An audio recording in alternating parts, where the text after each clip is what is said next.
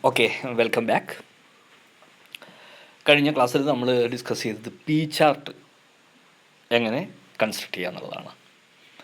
P chart എന്ന് പറയുന്നത് control chart for fraction defectives ആണ്, അഥവാ control chart for fraction non conforming.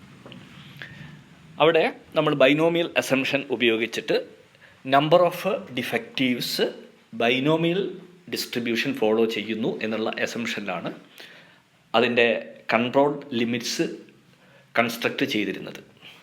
ഇതേ അസംഷൻ തന്നെയാണ് ഇവിടെയും നമ്മൾ ഉപയോഗിക്കുന്നത്.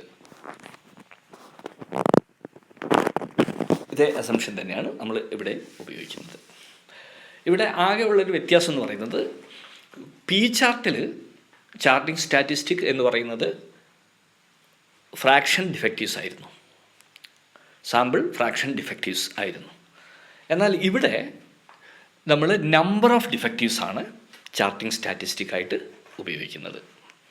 അതുകൊണ്ടാണ് എൻ പി എന്ന് പറയാൻ കാരണം. എൻ ടൈംസ് പി എന്ന് പറഞ്ഞാൽ number of units in the sample times fraction defective എന്ന് പറഞ്ഞാൽ ടോട്ടൽ നമ്പർ ഓഫ് ഡിഫക്റ്റീവ്സ് എന്നർത്ഥം. അപ്പോൾ ഇവിടെ എൻ പി ആണ്, അഥവാ നമ്പർ ഓഫ് ഡിഫക്റ്റീവ്സ് ആണ് ചാർട്ടിംഗ് സ്റ്റാറ്റിസ്റ്റിക്. അപ്പോൾ പി എ എൻ കൊണ്ട് മൾട്ടിപ്ലൈ ചെയ്ത് കിട്ടുന്ന ഒരു ചാർട്ടാണിത്. അതുകൊണ്ട് ഇതിൻ്റെ കൺട്രോൾ ലിമിറ്റ്സ് അതുപോലെ സെൻട്രൽ ലൈന് ഒന്നും ഡിസൈൻ ചെയ്യുക എന്ന് പറയുന്നത് ബുദ്ധിമുട്ടുള്ള കാര്യമല്ല. പി ചാർട്ടിൽ ഉപയോഗിച്ച കൺട്രോൾ ലിമിറ്റ്സും സെൻട്രൽ ലൈനും സ്മോൾ എൻ എന്ന് പറയുന്ന സാമ്പിൾ സൈസ് കൊണ്ട് മൾട്ടിപ്ലൈ ചെയ്താൽ നമുക്ക് എൻ പി ചാർട്ട് കിട്ടും. കാര്യം ഫ്രാക്ഷൻ ഡിഫക്റ്റീവും നമ്പർ ഓഫ് ഡിഫക്റ്റീവ്സും തമ്മിലുള്ള വ്യത്യാസം എന്ന് പറയുന്നത് പി എ എൻ കൊണ്ട് മൾട്ടിപ്ലൈ ചെയ്യുക എന്നുള്ളതാണല്ലോ. അപ്പോൾ അതുകൊണ്ട് ഇവിടെ ലിമിറ്റ്സിനെയും അതുപോലെ സെൻട്രൽ ലൈനിനെയും ഒക്കെ സ്മാൾ എൻ എന്ന് പറയുന്ന ക്വാണ്ടിറ്റി കൊണ്ട് മൾട്ടിപ്ലൈ ചെയ്താൽ നമുക്ക് ഈ എൻ പി ചാർട്ടിൻ്റെ കൺട്രോൾ ലിമിറ്റ്സ് കിട്ടും. അപ്പോൾ അതുകൊണ്ട് ആ ഒരു അർത്ഥത്തിൽ ഈ എൻ പി ചാർട്ട് എന്ന് പറയുന്നത് പി ചാർട്ടിൻ്റെ ഒരു ജസ്റ്റ് എക്സ്റ്റൻഷൻ മാത്രമാണ്. അപ്പോൾ ഒരു ഡാറ്റ കിട്ടിക്കഴിഞ്ഞാൽ നമുക്ക് വേണമെങ്കിൽ പി ചാർട്ട് വരയ്ക്കാം, അല്ലെങ്കിൽ എൻ പി ചാർട്ട് വരയ്ക്കാം. ഈ കൺട്രോൾ ചാർട്ടിൻ്റെ ഷേപ്പ് പോലും സെയിം ആയിരിക്കും. പക്ഷേ ആകെയുള്ള പ്രശ്നം എന്ന് പറയുന്നത് ഹൊറിസോണ്ടൽ ആക്സിസ് എന്ന് പറയുന്നത് കുറേ കൂടി എൻലാർജ്ഡ് ആയിരിക്കും. പോയിൻറ്റ്സൊക്കെ പ്ലോട്ട് ചെയ്തിരിക്കുന്നതും അത് തമ്മിലുള്ള ഏറ്റക്കുറച്ചിലുകളൊക്കെ ഒരേപോലെ ആയിരിക്കും. പക്ഷേ വെർട്ടിക്കൽ ആക്സിസ് നേരത്തെ ഡെസിമൽ പോയിൻറ്റ്സ് മാത്രമാണ്. അതായത് ഫ്രാക്ഷൻ ഡിഫക്റ്റീവ്സ് എന്ന് പറഞ്ഞാൽ അത് 0 to 1 ആണല്ലോ. അതേസമയത്ത് ഇവിടെ ഇതെന്ന് പറയുന്നത് നമ്പേഴ്സ് ആയിരിക്കും, എൻ പി എന്ന് പറയുന്നത് നമ്പേഴ്സ് ആയിരിക്കും. അപ്പോൾ വ്യത്യാസം ഇത് മാത്രമാണ്, എൻ കൊണ്ട് മൾട്ടിപ്ലൈ ചെയ്യാം.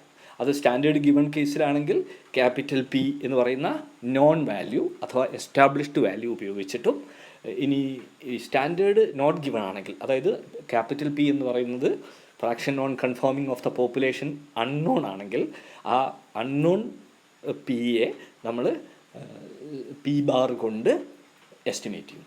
പി ബാർ എന്ന് പറയുന്നത് എന്താണ്? It is the average of the fraction defectives in all preliminary samples, M preliminary samples. Okay, അപ്പോൾ ഈ പി ചാർട്ടും എൻ പി ചാർട്ടും തമ്മിലുള്ള വ്യത്യാസം വളരെ നെഗ്ലിജിബിളാണ്. ഇതിൽ മറ്റൊരു കാര്യം, നമുക്ക് ഈ സാമ്പിൾ സൈസ് ഈ പറഞ്ഞ ഇതിലൊക്കെ തന്നെ ഇപ്പം ഞാൻ ഡിസ്കസ് ചെയ്ത രണ്ട് കാര്യത്തിൽ, അതായത് പി ചാർട്ട് ആവട്ടെ എൻ പി ചാർട്ട് ആവട്ടെ, അതിലൊക്കെ തന്നെ എൻ എന്ന് പറയുന്നത്, സ്മോൾ എൻ എന്ന് പറയുന്നത് കോൺസ്റ്റൻ്റ് ആണ്. പക്ഷേ എപ്പോഴും ഈ സാമ്പിൾ സൈസ് കോൺസ്റ്റൻ്റ് ആണ് എന്ന് ഉറപ്പ് വരുത്താൻ പറ്റില്ല. ഇപ്പോൾ ഉദാഹരണത്തിന് നമ്മൾ സാമ്പിൾ എടുക്കുന്നത് ലോട്ട് ബൈ ലോട്ട് ആയിട്ടാണ് നമ്മൾ സാമ്പിൾ എടുക്കുന്നത്. ഓക്കെ, ലോട്ട് സൈസ് ഈക്വൽ ആയിരിക്കും, അപ്പോൾ സാമ്പിൾ സൈസ് ഈക്വൽ ആയിരിക്കും. പക്ഷേ എപ്പോഴും അങ്ങനെ ആയിക്കൊള്ളണമെന്നില്ല. ഇപ്പോൾ ഉദാഹരണത്തിന് 1ാമത്തെ മണിക്കൂറിൽ നമ്മൾ കുറേ യൂണിറ്റ്സ് എടുക്കുന്നു, 2ാമത്തെ മണിക്കൂറിൽ കുറേ യൂണിറ്റ്സ് എടുക്കുന്നു, 3ാമത്തെ മണിക്കൂറിൽ കുറേ യൂണിറ്റ്സ് എടുക്കുന്നു. അങ്ങനെ ഒരു ടൈം ഇൻ്റർവെൽ വെച്ചിട്ടാണ് നമ്മൾ സാമ്പിൾ സെലക്ട് ചെയ്യുന്നതെങ്കിൽ നമുക്ക് സാമ്പിൾ സൈസ് കോൺസ്റ്റൻ്റ് ആണെന്ന് ഉറപ്പ് വരുത്താൻ പറ്റില്ല. അപ്പോൾ സാമ്പിൾ സൈസ് വേരി ചെയ്യും, വേരിയബിൾ ആയിരിക്കും. അങ്ങനെ സാമ്പിൾ സൈസ് വേരിയബിൾ ആകുമ്പോൾ പി ചാർട്ട് വരയ്ക്കുമ്പോൾ നമ്മൾ ശ്രദ്ധിക്കേണ്ട കുറച്ച് കാര്യങ്ങളുണ്ട്. അതായത് വേരിയബിൾ സൈസ് സാമ്പിൾസ് ആകുമ്പോൾ 3 ടെക്നിക്സാണ് നമ്മൾ ഉപയോഗിക്കുന്നത്.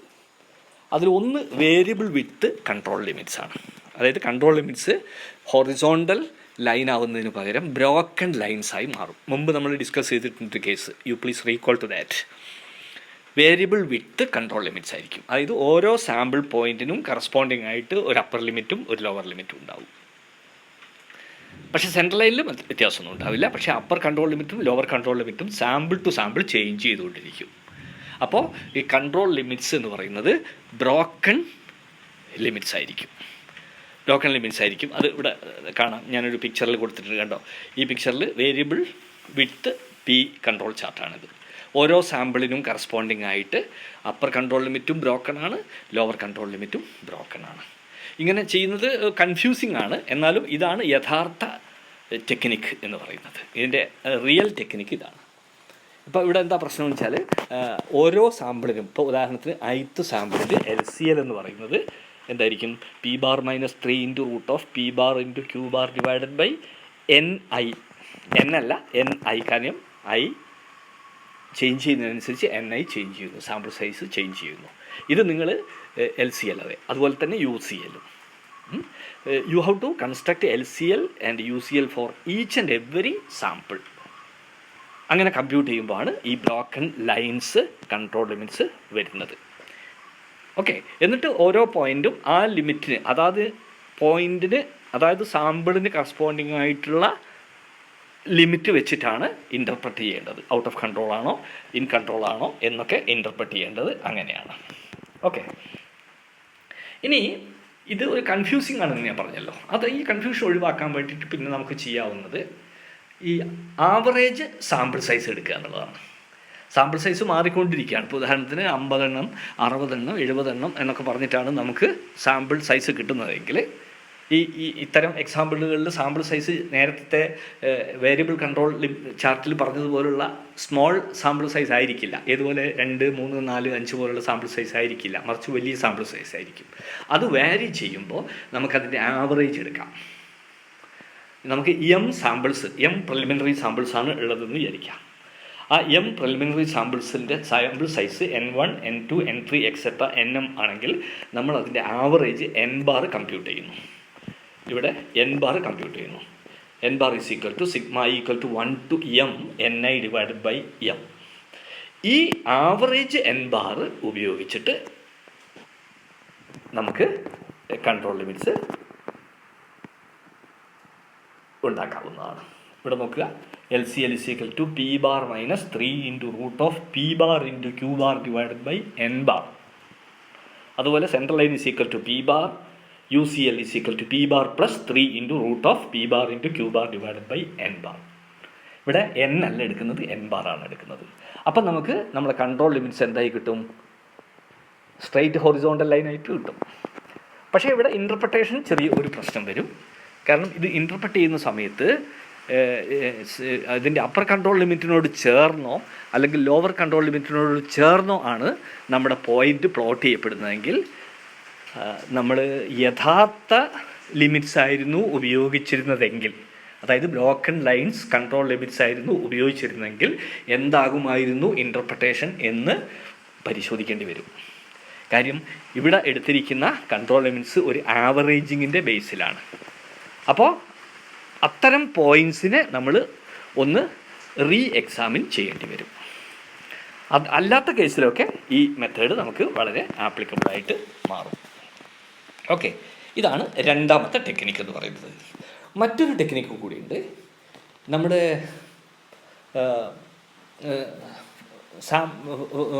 സാമ്പിൾ ഫ്രാക്ഷൻ ഡിഫക്റ്റീവിനെ നമ്മൾ സ്റ്റാൻഡർഡൈസ് ചെയ്യുക. എന്നിട്ട് ആ സ്റ്റാൻഡർഡൈസ് ചെയ്ത വേരിയബിളിന് കൺട്രോൾ ചാർട്ട് വരയ്ക്കാം. അതാണ് മറ്റൊരു മെത്തേഡ് എന്ന് പറയുന്നത്. സ്റ്റാൻഡർഡൈസ്ഡ് കൺട്രോൾ ചാർട്ട് എന്നാണ് അതിന് പറയുന്നത്. എന്താണ് സ്റ്റാൻഡർഡൈസ് കൺട്രോൾ ചാർട്ടിൽ സ്റ്റാൻഡർഡൈസ് ചെയ്യുന്നത് എന്തിനാണ്? ZI is equal to, it is taken as PI minus P divided by root of PQ by NI. PIയെ നിന്ന് അതിൻ്റെ എക്സ്പെക്റ്റേഷൻ സബ്ട്രാക്ട് ചെയ്യുക, സ്റ്റാൻഡേർഡ് ഡീവിയേഷൻ കൊണ്ട് ഡിവൈഡ് ചെയ്യുക. So ZI equal to PI minus P divided by root of PQ by NI. Right? അപ്പോൾ ഇതിൻ്റെ ഒരു ഗുണം എന്താ വെച്ചാൽ, if you are assuming that PI is normally distributed, you can see that ZI is also normally distributed with mean 0 and variance 3. Okay, So your control limits will be of the type,